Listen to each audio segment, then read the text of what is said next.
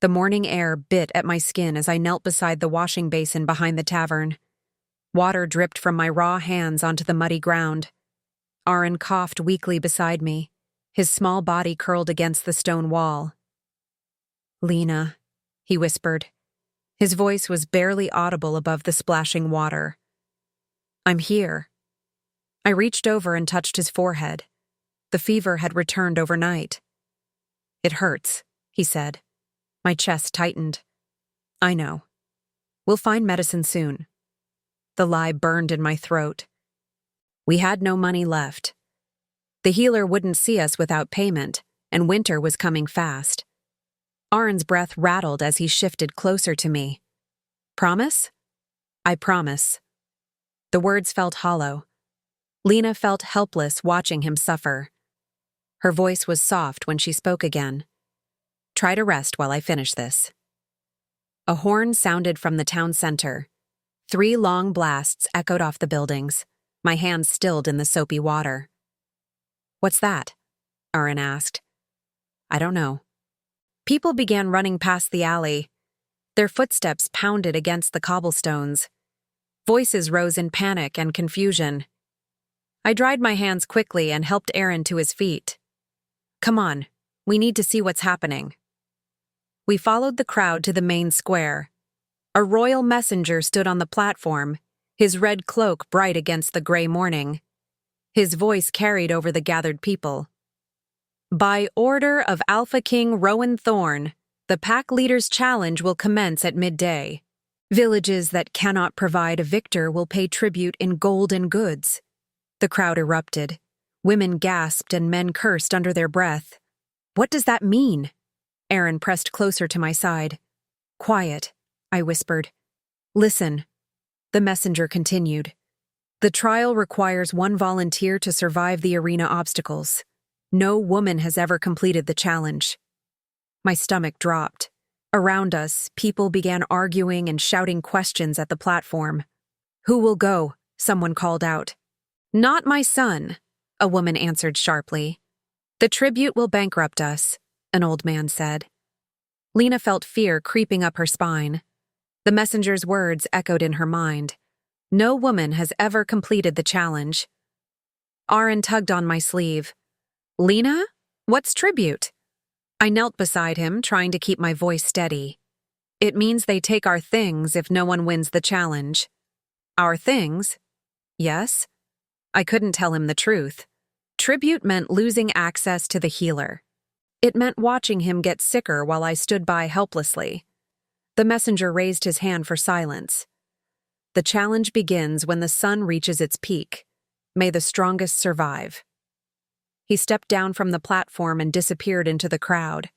The people around us began dispersing, their conversations tense and worried. "Will someone win?"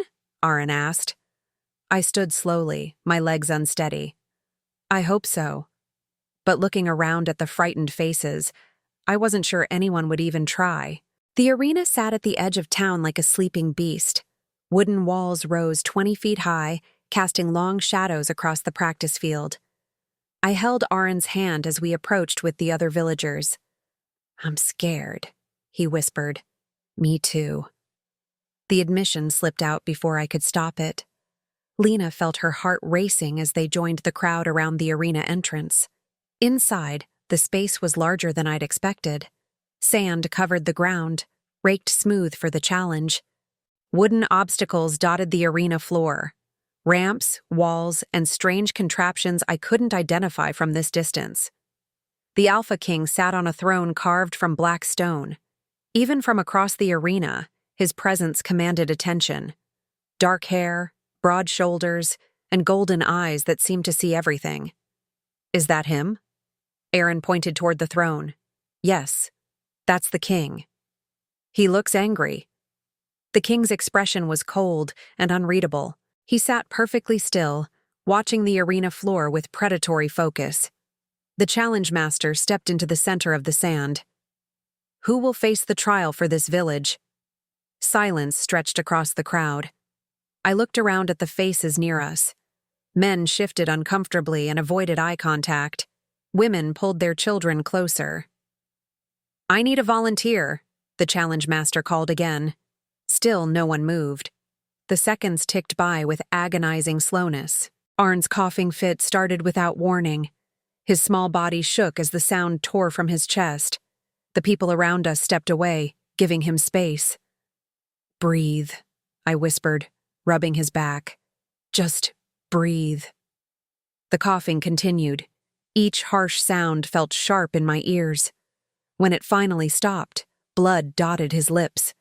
Something shifted in my chest. The fear transformed into something harder and more desperate. Last call for volunteers, the challenge master announced. I looked down at Aron. His face was pale and drawn with exhaustion. Without the tribute money, we'd lose access to the healer completely. He wouldn't survive another month. My legs moved before my mind could catch up. I stepped forward slowly, my voice barely audible above the crowd noise. I'll do it. The arena fell silent. Every head turned toward me. Arin's breath caught as he grabbed for my hand. Lena. No, he whispered. I have to. I squeezed his fingers gently. For you. The challenge master gestured for me to enter the arena. My legs felt unsteady as I walked across the sand. Behind me, I heard Aron crying softly. State your name, the challenge master said. Lena Ward. You understand the risks? I nodded. My voice was quiet when I spoke again. I understand. The king's golden eyes found mine across the distance. Something flickered in his expression, too quick to interpret. Begin the trial, he said. The first obstacle activated with a grinding sound. Wooden wolves on rotating arms swung toward me from different directions. I ducked under the first one, stumbling on the uneven sand. The crowd held its breath as I dodged the mechanical beasts. My heart pounded as I weaved between the swinging arms. One caught my shoulder, spinning me around, but I stayed upright. Move faster, someone shouted from the stands. I reached the second obstacle. A narrow beam stretched between two platforms. Below it, spikes jutted up from the sand. I stepped onto the beam carefully, my arms extended for balance. Halfway across, the beam began to shake. I looked down and saw men working levers beneath the platform. Sabotage. They were trying to make me fall. My foot slipped. I caught the beam with my hands as my body swung beneath it. Splinters dug into my palms as I pulled myself back up. Lena! Aron's voice cut through the crowd noise. I made it across the beam and dropped onto the next platform. Blood from my scraped palms stained the wooden surface. The final obstacle loomed ahead. A gate at the far end of the arena. Between me and freedom stood something I couldn't see clearly through the shadows. The gate creaked open. A low growl echoed from the darkness beyond. What is that? Someone in the crowd asked. A massive wolf stalked into the sunlight. Its eyes were wild and foam gathered at its mouth. A rogue, dangerous and unpredictable. Lena felt terror freeze her in place. This wasn't part of the trial. Someone had released a real threat. The wolf's eyes locked onto mine. Its muscles coiled as it prepared to attack. I couldn't move, couldn't breathe, couldn't think. The wolf leaped. A black blur appeared between us. The Alpha King shifted into his massive wolf form, slammed into the rogue midair. They hit the ground hard, rolling across the sand in a tangle of fur and teeth. The arena erupted in chaos. People screamed and pushed toward the exits. Guards rushed onto the sand. The king's wolf pinned the rogue with crushing force. One powerful bite ended the threat permanently. Blood pooled in the sand as the king shifted back to human form. He stood slowly, his golden eyes fixed on me with burning intensity. The challenge master raised his hand for silence. The trial continues. No. The king's voice cut through the noise, sharp and final. The challenge is over. He stepped closer to me, his boots silent on the sand. She wins, he said. The crowd exploded into chaos. Women screamed questions at the platform. Men cursed and shouted protests at the sudden decision. "This is impossible," someone yelled. "She didn't finish," another voice added. I tried to step backward, but my legs wouldn't cooperate. The king moved closer, his presence overwhelming in the small space. "I don't want the title," I whispered, "or the reward." He ignored my words completely. His golden eyes studied my face with unsettling focus. "You stepped forward when no one else would," he said. His voice was low and controlled. "Why?" I glanced toward the stands where Aaron watched with wide, frightened eyes. "For him." "Your brother?" "Yes." Something flickered across the king's expression. "How old?" "6." His jaw tightened almost imperceptibly. "And his illness?" "Lung fever. He needs medicine we can't afford." The king turned toward his guards without breaking eye contact with me. "Escort them to the palace. Both of them." "I don't need protection," I said quickly. "We just want to go home." "You're not safe outside these walls."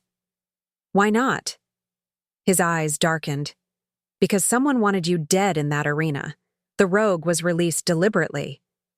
Fear shot through me. "What do you mean?" "The trial doesn't include live animals. Someone opened that cage." I felt the blood drain from my face. "Who would do that?" "That's what I intend to find out." He gestured to the guards again. "Take them to the north wing. Post sentries at the door." "Please," I whispered. "We don't need this kind of attention." The king stepped even closer. His presence felt overwhelming, but not threatening. Protective, in a way that confused and frightened me. "You will stay until I understand the threat," he said. "This is not a request." One of the guards approached cautiously. "Your Majesty, the boy is asking for his sister." The king's expression softened slightly. "Bring him." Aaron ran across the sand toward us, his small legs moving as fast as they could carry him. He crashed into my arms, sobbing against my shoulder. "I thought the wolf would hurt you," he cried. "I'm okay." I stroked his hair gently. "We're both okay." The king watched us with an unreadable expression. When Aaron finally looked up at him, the king knelt to bring himself to the child's eye level. "You're safe now," he said. His voice was softer than I'd heard it before. Aaron nodded slowly, wiping his nose with his sleeve. "Thank you for saving Lena. She was brave to protect you." "She's always brave." The king's eyes found mine again. Something shifted in his expression, too complex to understand. "Come," he said, standing. "The palace has warm beds and hot food. Your sister needs rest." As we followed the guards across the arena, I couldn't shake the feeling that everything had changed in ways I didn't comprehend yet. The palace gates loomed ahead, massive and imposing. Aaron pressed closer to my side as we passed beneath the iron bars. "Lena?" he whispered. "What happens now?" I looked back over my shoulder at the king walking behind us. His golden eyes met mine briefly before he looked away. "I don't know," I admitted. But something in his gaze suggested he did. The palace corridor stretched endlessly ahead of us. Marble floors reflected the torchlight, and tapestries covered walls that rose higher than any building I'd ever seen. Aaron stayed pressed against my side, his eyes wide as he took in the grandeur around us. Everything felt too large, too quiet, too removed from the world we knew. "This way," the guard said, leading us down another hallway. The king walked several steps behind us, silent as a shadow. I could feel his presence without turning around. Every few moments his footsteps would pause, and I knew he was watching us. "I want to go home," Aaron whispered. "I know. Soon." The lie came easily, but I wasn't sure I believed it myself. We stopped outside a heavy wooden door. The guard pushed it open to reveal a sitting room with chairs covered in deep red fabric. A fireplace crackled in one corner, filling the space with warmth. "You'll be comfortable here," the king said from the doorway. "For how long?" I asked. Until the threat is resolved. What threat? You said someone released the wolf, but that could have been an accident. His golden eyes fixed on mine with unsettling intensity. Do you believe that? I wanted to say yes, wanted to pretend that everything would go back to normal if we just returned to our small room behind the tavern. No, I admitted quietly. Then you understand why you're staying. Aaron tugged on my sleeve. Lena, I'm tired. The king gestured toward a door on the far side of the room. There's a bedroom through there. Clean clothes and water for washing. Thank you, I said. The words felt inadequate. He nodded once and turned to leave. Wait, I called after him. Why are you helping us? The king paused in the doorway, his back still turned toward us. For a moment, I thought he wouldn't answer. I've lost too, he said finally. Then he was gone, leaving us alone with questions I was afraid to ask. Dawn light filtered through the tall windows when I woke. Aaron still slept beside me, his breathing easier than it had been in weeks. The palace bed was soft beyond anything we'd ever experienced. I slipped out quietly and moved to the sitting room. Through the window I could see the main courtyard and beyond it, the gates that led back to town. We're leaving, I whispered to myself, testing the words. Aaron stirred behind me. Lena? Where are you? Right here. I returned to the bedroom and helped him sit up. How do you feel? Better. My chest doesn't hurt as much. Good. Get dressed quickly. We need to go. His face fell. Why? It's warm here. And someone brought food last night. This isn't our home, Aaron. We don't belong here. I gathered our few belongings while he reluctantly put on his clothes. My hands shook slightly as I folded our spare shirt. Lena felt guilt eating at her resolve, but staying here felt dangerous in ways she couldn't explain. We crept through the corridors toward what I hoped was the main entrance. The palace seemed different in the early morning light.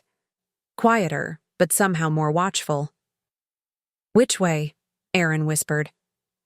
I think it's this direction. We turned down a long hallway lined with portraits of previous kings. Their painted eyes seemed to follow our movement. At the end, large doors promised escape. I pushed against them, but they didn't budge. Locked? Aaron asked. No. A voice behind us made us both freeze. Guarded. I turned to see two palace guards approaching from the direction we'd come. Their expressions were polite but firm. Lady Ward, the first guard said. The king requests that you remain in your chambers until he speaks with you. We're not prisoners, I said. My voice was quiet but steady. No, ma'am, but you're not free to leave either. Aaron pressed closer to my side. Lena? It's all right. I took his hand, though nothing felt all right about this situation. The guards escorted us back through the maze of corridors.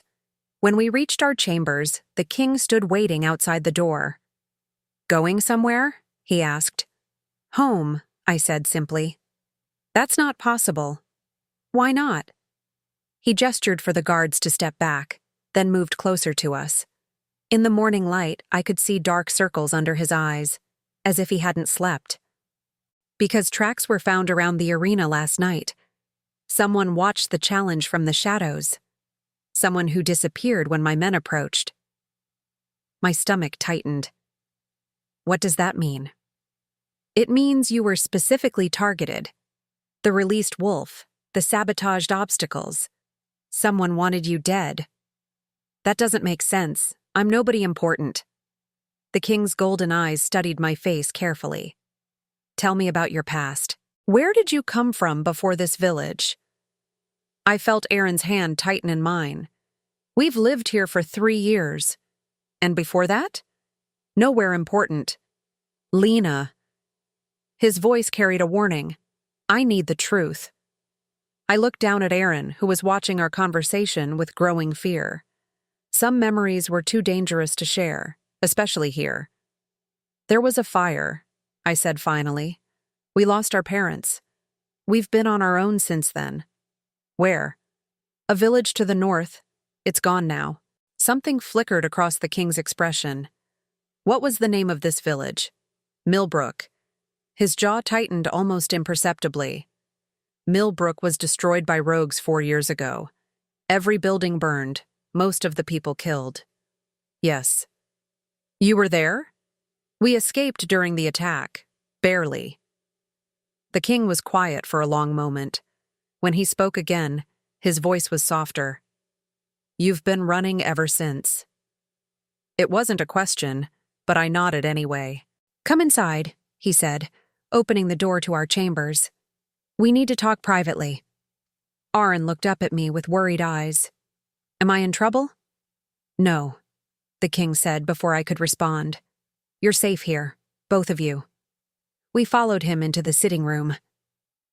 He gestured for us to take seats near the fireplace while he remained standing. Tell me about the attack on Millbrook, he said. I felt my throat tighten. Why? Because I think it's connected to what happened yesterday. Aaron shifted uncomfortably beside me. These weren't memories he liked to revisit. It was night, I began slowly. We heard shouting from the main square, then screaming. When I looked outside, buildings were burning. The king listened without interrupting, his golden eyes fixed on my face. Someone broke down our door, a man with dark hair and scars across his face. He said we belonged to him now. What did you do? We ran, out the back window while he searched the front rooms. We hid in the forest until morning. And then? We traveled south, kept moving until we found this village, thought we were far enough away to be safe. The king's expression darkened. Describe the man who came to your house. I felt my chest tighten. Even 3 years later, the memory made my hands shake. Tall, broad shoulders, dark hair, 3 claw marks across his left cheek. Darius Blackmore. The name hit me in the stomach. You know him? I exiled him from my territory 5 years ago for crimes against pack law. If he's found you again... The king didn't finish the sentence, but I could see the concern in his expression. Why would he want us? I asked. We're nobody to him. You survived when everyone else died. That makes you witnesses. To what? To murder. Darius didn't just attack Millbrook randomly. He was hunting someone specific, someone who lived there. I felt the blood drain from my face. Who? The king moved to the window and looked out at the courtyard. His voice was quiet when he spoke again. My mate lived in Millbrook. She was visiting her sister when the attack happened. My breath caught. Your mate died there? Yes, along with our unborn child. The silence stretched between us, heavy with shared grief. I wanted to say something, but no words seemed adequate. I'm sorry, I whispered finally. He turned back to face me, his golden eyes shadowed with old pain. Darius killed her to hurt me, and now he's found you. Why does that matter to him? Because you can identify him as the one who destroyed the village. With your testimony, I could have him executed for his crimes. Aaron spoke up for the first time since we'd entered the room. Is he coming here? The king knelt down to Aaron's level, his expression gentling. I won't let him hurt you, either of you. Promise? Aaron asked. I promise. Something in the king's voice made me believe him. But it also made me realize how much danger we were truly in. The next 3 days passed in a strange routine. Aaron grew stronger with regular meals and warm rooms. The palace healer examined him twice, providing medicine that eased his cough. I spent most of my time watching the courtyard from our window, looking for signs of threat.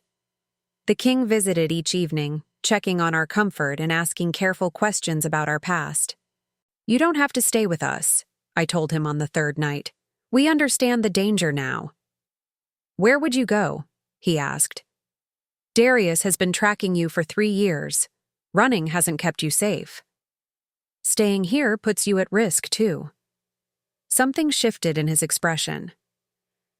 Let me worry about that. Why? The question slipped out before I could stop it. Why do you care what happens to us? He was quiet for a long moment. When he spoke, his voice was careful and controlled. Because I failed to protect my mate, and I won't fail again. The admission hung in the air between us. I wanted to tell him that Aaron and I weren't his responsibility, but the words wouldn't come. Lena? Aaron called from the bedroom. Can you come here? What's wrong? I asked, moving to his bedside. I had the dream again, the one about the fire. I sat beside him and smoothed his hair back from his forehead. It's just a dream. We're safe here. Are we really safe? Or are we just hiding? The question was too mature for a 6-year-old, but our experiences had forced him to grow up quickly. I don't know, I admitted, but the king is protecting us. Do you trust him? I glanced toward the sitting room where the king waited patiently for me to return. His golden eyes met mine through the doorway. Yes, I said. I think I do. Aaron nodded and settled back into his pillows. Good. I like him. When I returned to the sitting room, the king was standing by the fireplace. The flames cast shadows across his face, making his expression difficult to read. He's afraid, I said. So are you. It wasn't a question, but I nodded anyway. Lena felt fear as a constant presence now, like a weight she carried everywhere. I'm sorry our problems became yours, I said. They became mine the moment you stepped into that arena. Why? He turned from the fireplace to face me directly. Because watching you face certain death to protect him reminded me of something I'd forgotten. What? What it means to be brave. His words sent warmth through my chest that had nothing to do with the fire. We stood in comfortable silence for several moments. Rowan, I said, testing his name for the first time. That's what Maeve calls you. Yes. May I call you that? Something flickered in his golden eyes. If you want to. I want to. The admission surprised me with its honesty. Something was happening between us, something that felt both terrifying and inevitable. A sharp knock at the door interrupted the moment. A guard entered quickly, his expression tense. Your Majesty, we found something at the north gate. Rowan's entire demeanor changed instantly. What? A symbol carved into the stone. 3 claw marks. I felt my blood turn cold. Darius. Rowan moved to my side immediately, his presence solid and reassuring. He's trying to frighten you. It's working. He can't reach you here. The palace is defended. For how long? He's patient. He waited 3 years to find us. Then we end this now. Rowan turned to the guard. Double the patrols. Send scouts to sweep the surrounding area. Yes, Your Majesty. After the guard left, Rowan returned his attention to me. Pack your things. You're moving to my wing of the palace. Why? Because it's more secure. And because I want you close. The last words were spoken quietly, but they sent heat racing through my veins. Rowan. Pack, he repeated. Now. Lena felt something shift between them, something that went beyond protection or duty. Her voice was uncertain when she spoke again. What's happening here? I don't know, he admitted. But I'm not letting anything happen to you to find out. The king's wing felt different from the rest of the palace. Quieter, more personal. Aaron explored the new chambers with careful curiosity while I stood frozen near the doorway. This is too much, I whispered. It's necessary, Rowan said firmly. My chambers are directly across the hall. If anything happens, I'll know immediately. And if nothing happens, what then? His golden eyes found mine. Then you're still safe. A guard appeared in the doorway. Your Majesty, the perimeter is secure. No signs of intrusion. Thank you. Maintain doubled patrols through the night. After the guard left, Rowan moved to the large window overlooking the training grounds. His shoulders were tense beneath his dark shirt. You haven't slept, I observed. Sleep makes you vulnerable. You can't stay awake forever. He turned from the window. I've managed fine for 5 years. Since your mate died? The question seemed to surprise him. Yes. That's not living, that's just surviving. Something flickered across his expression. Sometimes surviving is enough. For you, maybe. But Aaron needs more than that. He needs to feel safe enough to be a child again. Rowan looked toward the bedroom where Aaron was examining a collection of carved wooden animals on the mantelpiece. He seems happier, Rowan admitted. He is. The medicine helped, but it's more than that. He feels protected here. And you? The question caught me off guard. What about me? Do you feel protected? I studied his face, looking for hidden meanings in his words. Yes, but also trapped. Trapped how? I don't know how to be around you. You're the king. I'm nobody. You're not nobody to me. The admission hung between us, heavy with unspoken implications. Lena felt her breath catch at his words. What am I then? I asked quietly. Before he could answer, Aaron called from the bedroom. Lena, come see these. I moved to where he knelt beside the fireplace, running his fingers over the wooden carvings. Wolves, bears, and deer, all carved with incredible detail. They're beautiful, I said. I made them, Rowan said from behind us. I turned to look at him in surprise. You carved these? When I can't sleep. It helps quiet my mind. May I touch them? Aaron asked. Rowan knelt beside him. Of course. This one is a wolf pup. See the ears? Aaron traced the carved ears with gentle fingers. It looks happy. That was the intention. Watching them together sent warmth through my chest. Aaron had been afraid of most adults since Millbrook, but with Rowan, he seemed naturally comfortable. Lena makes things too, Aaron said. She draws pictures. I sketch sometimes, I corrected quickly. It's nothing special. Show him, Aaron insisted. I don't have my supplies here. Rowan stood and moved to a desk near the window.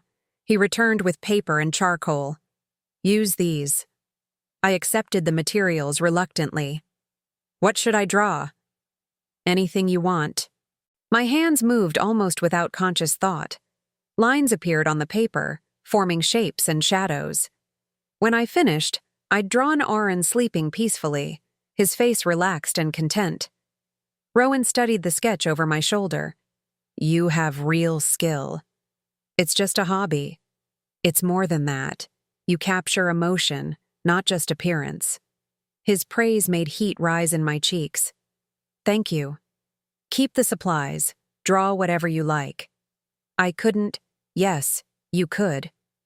Aaron yawned loudly, interrupting our conversation. I'm sleepy. Come on, I said, helping him to his feet. Let's get you ready for bed.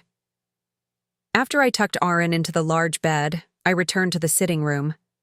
Rowan stood by the fireplace, his expression thoughtful. He trusts you, I said. Children are honest about their feelings. Unlike adults. What does that mean? He turned to face me directly. It means they don't hide behind fear when they care about someone. My heart began beating faster. Rowan, you're afraid of me. Not afraid. Confused. About what? About why you're doing this. Really doing this. He moved closer, his golden eyes intense. Because the moment you stepped into that arena, something changed. What changed? I remembered what it felt like to want to protect someone. The honesty in his voice made my chest tight. I can't be your replacement for her. I'm not asking you to be. Then what are you asking? For you to stop running, stop hiding. Let someone else carry the weight for a while. Tears burned behind my eyes. I don't know how to do that. Learn. He reached out slowly and touched my hand. His fingers were warm and steady against my skin. Stay, he said quietly. Not because you have to, because you want to. And if I want to leave? Then you leave, but not because you're afraid of caring about someone. Lena felt something break open in her chest. The walls she'd built around her heart began to crack. I do care, I whispered. That's what scares me. Good. Fear means it matters. Before I could respond, a commotion erupted from the corridor outside. Shouts and running footsteps echoed through the stone walls. Rowan's entire demeanor changed instantly. Stay with Aaron. He moved to the door, but it burst open before he could reach it. A guard stumbled in, his face pale with panic. Your Majesty, the outer walls have been breached. Multiple intruders moving toward the palace. My blood turned to ice. Darius? We're not certain, the guard said, but they knew exactly where to strike. Rowan's expression hardened. How many? At least 6, maybe more. Evacuate the civilians to the lower chambers. Send word to Captain Maeve. I want every available guard protecting the inner palace. Yes, Your Majesty. As the guard ran back down the corridor, Rowan turned to me. Pack only what you need. We're moving you to the safe room. What's a safe room? A chamber deep beneath the palace. Stone walls. One entrance, easily defended. Fear shot through me. You think he's really here? I think someone who knows this palace well enough to breach the walls is here, and I'm not taking chances with your safety. I ran to the bedroom where Aaron was sitting up in bed, his eyes wide with confusion. What's happening? He asked. We have to move, I said, gathering our few belongings. Right now. Is the bad man here? I paused, my hands full of clothes. I don't know, but Rowan is going to keep us safe. Promise. I promise. But even as I said the words, I could hear more shouts from the corridor. Whatever was happening, it was getting closer. The safe room was smaller than I'd expected, carved directly from the bedrock beneath the palace. A single torch provided flickering light, casting dancing shadows on the stone walls. This feels very much a prison, I said quietly. It's protection, Rowan corrected. The only way in or out is through that door, and I'll be standing guard. You're staying out there? Someone needs to coordinate the defense. What if something happens to you? The question slipped out before I could stop it. Rowan's golden eyes fixed on my face with surprising intensity. Then Maeve will get you out safely. That's not what I meant. I know what you meant. He moved closer, his presence filling the small space. If something happens to me, you take Aaron and you run. Don't look back, don't try to help. Just run. I'm not leaving you. Yes, you are, because that's what I need you to do. No. The word came out sharper than I intended. Rowan's expression shifted, surprise flickering across his features. No, he repeated. I won't run anymore. Not from Darius, not from you, not from anything. Lena, I'm tired of being afraid. Tired of letting other people fight my battles. This isn't your battle. Yes, it is. He came here because of me. Because of us. I gestured toward Aaron, who sat quietly in the corner, listening to our conversation. That doesn't make it your responsibility to face him. Maybe not, but it makes it my choice. Rowan stared at me for a long moment. Something shifted in his expression, something that looked almost like pride. You're not the same woman who stepped into that arena, he said. No, I'm not. What changed? You made me feel strong enough to stop running. The admission surprised us both. Lena felt heat rise in her cheeks, but she didn't look away from his gaze. Lena. Rowan's voice was softer than I'd ever heard it. A thunderous crash echoed through the stone walls above us. Dust rained from the ceiling as the entire chamber shook. They're in the palace, Rowan said grimly. Aaron whimpered from his corner. I moved to him immediately, wrapping my arms around his small body. It's all right, I whispered. We're safe here. Are we really? He asked. I looked at Rowan, who was checking his weapons with practiced efficiency. His golden eyes met mine across the chamber. Yes, I said firmly. We're really safe. But even as I spoke the words, another crash shook the walls. This one was closer, much closer. Rowan, I called softly. He turned from the door. What? If we don't? If something happens? Nothing will happen. But if it does, I need you to know something. What? These past days have been the first time in 3 years that I've felt like I could breathe. His expression gentled. Lena, I care about you. More than I should, more than is safe. But I do. The words hung in the small space between us. Rowan crossed the chamber in 3 quick strides and knelt beside me. I care about you too, he said quietly. Both of you. Then don't do anything stupid out there. I won't. Promise? He reached out and touched my face gently. I promise. The sound of splintering wood echoed from somewhere above us. Rowan stood immediately, his hand moving to his sword. They're close, he said. A new voice echoed down the corridor outside our chamber, deep, rough, and terrifyingly familiar. Where are you hiding them, Your Majesty? Darius. He was here. Come out, little wolf, the voice continued. We have unfinished business. Aaron pressed closer to my side, trembling. That's him. That's the man from Millbrook. My entire body went cold. Rowan, stay here. No matter what you hear, you stay in this room. What if he finds us? He won't. But the certainty in his voice couldn't quite hide the worry in his eyes. Rowan moved to the door and paused with his hand on the handle. Remember what I said about running. Remember what I said about not leaving you. He almost smiled. Stubborn. Brave, I corrected. Then he was gone, and we were alone in the stone chamber with only the sound of our own breathing and the distant echo of approaching footsteps. The silence after Rowan left felt heavy and suffocating.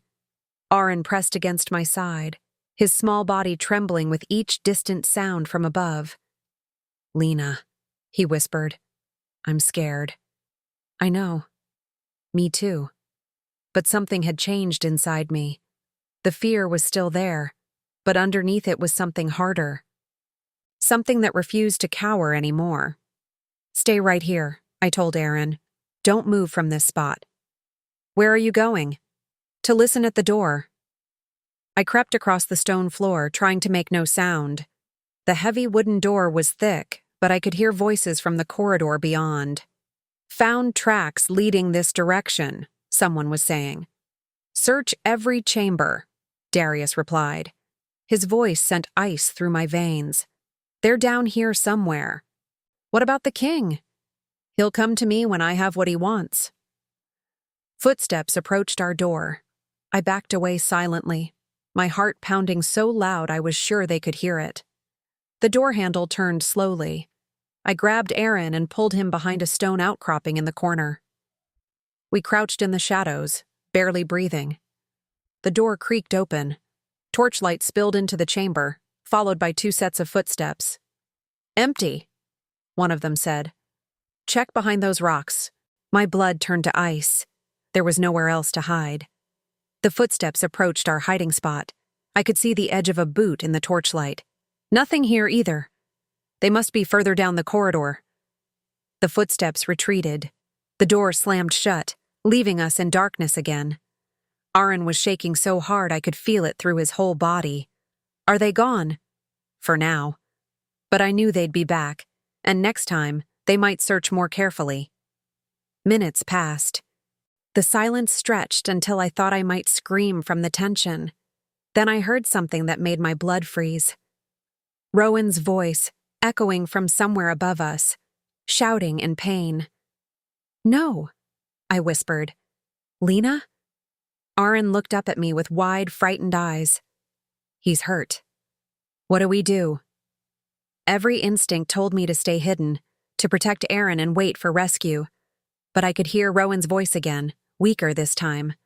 Something shifted in my chest. The same desperate courage that had driven me into the arena. We help him. How? I moved to the chamber wall and began feeling along the stones. There has to be another way out. These old dungeons always have hidden passages. My fingers found a stone that felt different from the others, slightly loose. I pressed against it and felt it give way. A section of the wall swung inward, revealing a narrow tunnel. Where does that go? Aaron asked. I don't know, but anywhere is better than being trapped down here. What if we get lost? Then we get lost together. I took his hand and led him into the tunnel. The passage was so narrow we had to move single file, feeling our way along the rough walls. After what felt like hours, I saw light ahead. We emerged into a storage room filled with wine barrels and grain sacks. Where are we? Aaron whispered. Still in the palace, but closer to the main level. I crept to the door and listened. Voices echoed from nearby corridors, but they sounded like palace guards, not intruders. Stay close, I told Aaron, and stay quiet. We slipped out of the storage room and into a corridor I didn't recognize. The sounds of fighting echoed from somewhere ahead, clashing metal and shouted commands. Following the noise, we climbed a narrow staircase that led to the main palace level. The familiar corridors were chaos. Furniture overturned, tapestries torn, bloodstains on the marble floors. This way, I whispered, pulling Aaron toward the sound of voices. We reached a balcony overlooking the main hall. Below us, Rowan knelt in the center of the room, his hands bound behind his back. Blood trickled from a cut on his forehead. Darius stood over him, a cruel smile twisting his scarred features. Where is she? Darius demanded. Safe, Rowan replied. His voice was steady despite his injuries. Not for long. My men are searching every chamber in this palace.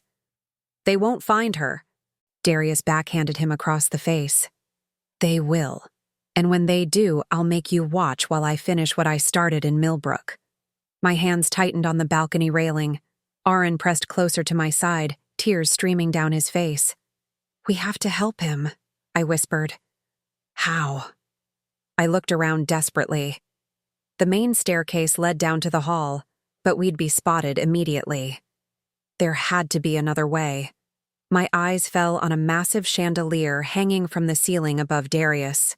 Heavy iron and crystal, suspended by thick chains. Aaron, I need you to do exactly what I tell you. What are you planning? See that rope on the wall? The one holding the chandelier? He followed my gaze and nodded. When I say go, you pull that rope as hard as you can. Can you do that? I think so, but what about you? I'm going to distract them. Before he could protest, I stepped out onto the balcony where Darius could see me. Looking for me? I called down. Every head in the hall turned toward my voice. Darius's eyes lit up with savage pleasure. There she is, he said. Come down here, little wolf. Let's finish our conversation from Millbrook. I don't think so. Then your king dies. He drew his knife and pressed it to Rowan's throat. Golden eyes found mine across the distance, filled with fury and something that looked like pride.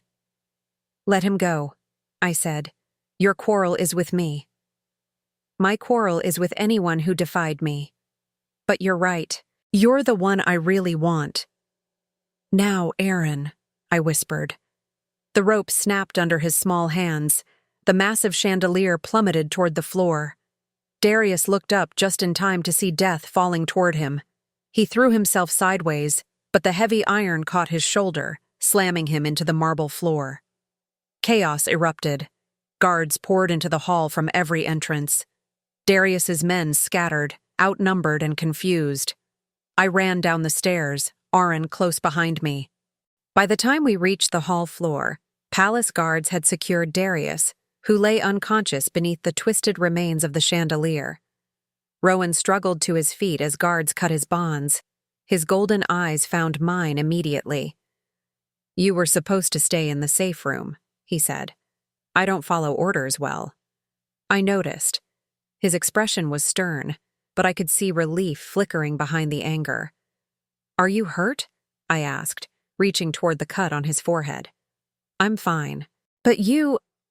He caught my hand in his. You could have been killed. So could you. That's different. No, it's not. We stared at each other for a long moment. Around us, guards worked to secure the prisoners and tend to the wounded. Lena, Aaron tugged on my sleeve. Is it over? I looked down at Darius, unconscious and bleeding. The man who had haunted our nightmares for 3 years was finally defeated. Yes, I said. It's over. But even as I spoke the words, I realized something else was just beginning. 2 days later, I sat beside Rowan's bed in his private chambers. The palace healers had finally convinced him to rest after collapsing from exhaustion and his injuries. You should be sleeping, I said quietly. So should you. Someone needs to make sure you don't try to get up and resume your kingly duties. I'm fine.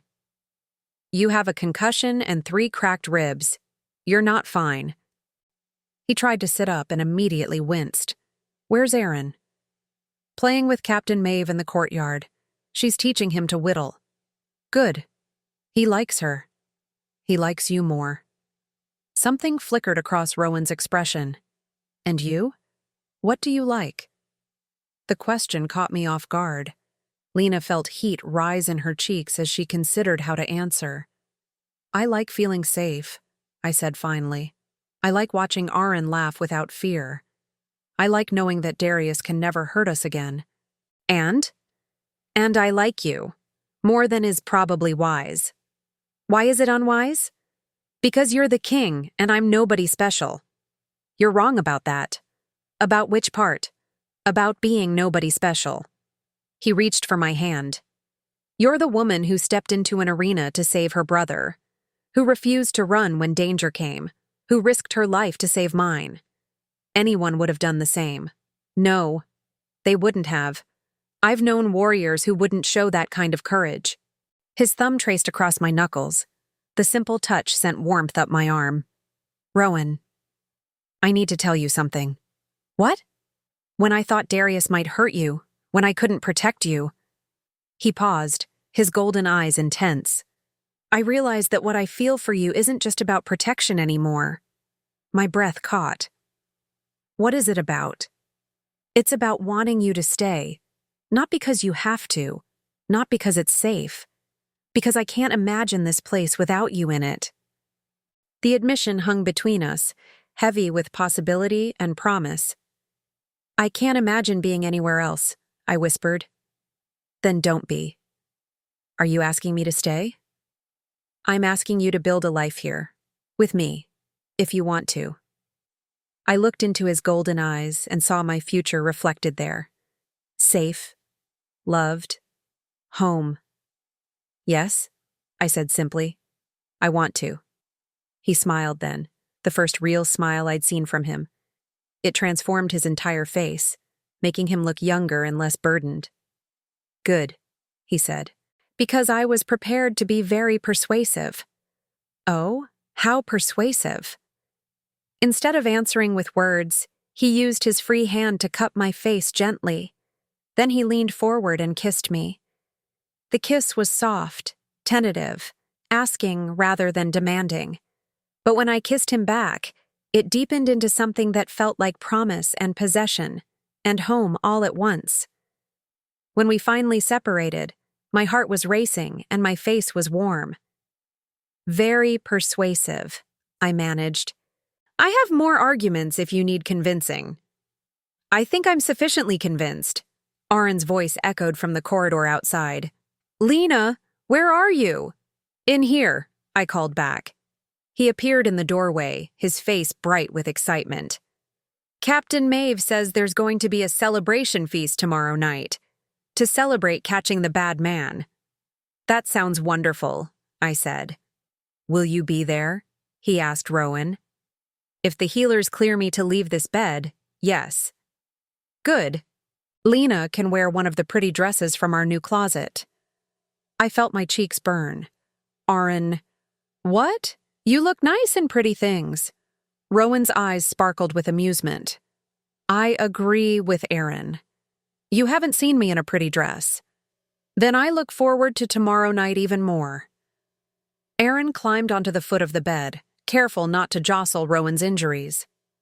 Are we staying here forever now? Rowan and I exchanged glances. Would you like to stay? Rowan asked. Yes. I like it here. And I like you. I like you too. Good. Lena needs someone to take care of us. I think, Rowan said carefully, that I need you to take care of me just as much. Aaron considered this seriously. Okay. We can take care of each other. Deal. They shook hands solemnly, sealing the agreement. Watching them together made something warm and perfect settle in my chest. What about you? Rowan asked me. Ready to take care of a stubborn king? I suppose someone has to. And in return? In return, you help me remember what it feels like to be brave. You already know how to be brave. No. You taught me the difference between being brave and being desperate. There's a difference. What's the difference? I leaned forward and kissed him gently. Being brave means you have something worth protecting. Being desperate means you have nothing left to lose. And which are you now? Brave. Definitely brave. 6 months later, morning sunlight streamed through the tall windows of our chambers. I woke slowly, surrounded by warmth and the sound of quiet breathing. Aaron slept peacefully in the smaller bed near the window. His nightmares had stopped months ago, replaced by dreams of carved animals and sword lessons, and all the normal things that filled a child's imagination. Rowan's arm tightened around my waist, pulling me closer against his chest. His voice was rough with sleep when he spoke. Good morning. Good morning yourself. I turned in his arms to face him. His hair was disheveled and his golden eyes were soft with contentment. He looked completely different from the cold, distant king I'd first met in the arena. Sleep well? He asked. Always when you're here. I'm always here. I know. I'm still getting used to that. He kissed my forehead gently. How long do we have before the council meeting? An hour, maybe less. Not long enough? For what? For this. He kissed me properly then, slow and deep and full of promise. When we separated, I was breathless and warm and completely content. Rowan? Ask me again. Ask you what? What you asked me last night. He smiled and shifted so he could look directly into my eyes. Will you marry me? Yes. Are you sure? Being queen means... It means standing beside you, supporting you, helping you protect the people we care about. I can do that. It also means ceremony and politics and formal dinners with boring diplomats. I can do that too, with practice. And royal duties and public appearances and... I silenced him with a kiss. Rowan, I said yes. Stop trying to talk me out of it. I'm not trying to talk you out of it. I'm trying to make sure you understand what you're agreeing to. I understand that I love you. I understand that Aaron is happy here. I understand that for the first time in years we have a home. And that's enough? That's everything. His expression softened. I love you too. Both of you. Good. Because you're stuck with us now. Best news I've had all morning. Aaron stirred from his bed near the window. Are you two talking about mushy stuff again? Good morning to you too, I called back. He sat up, his hair sticking up at impossible angles. Are we having the big wedding now? Soon, Rowan said. Very soon. Will there be cake? The biggest cake the kitchen can make. And dancing?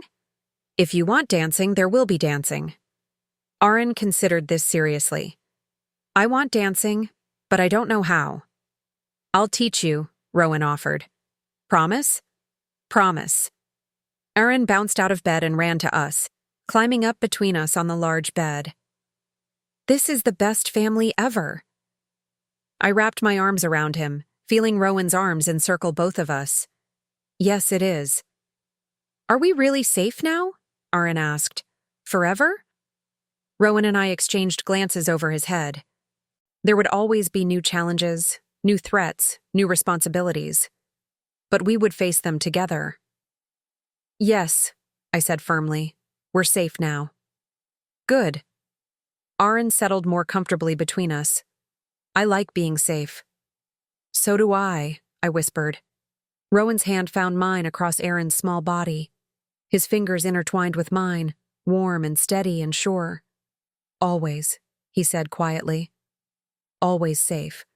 Always together. I looked around our chamber, sunlight streaming through tall windows, Aaron safe and happy between us. Rowan's love surrounding us like armor against the world. For the first time in my life, I truly understood what home meant. Always, I agreed.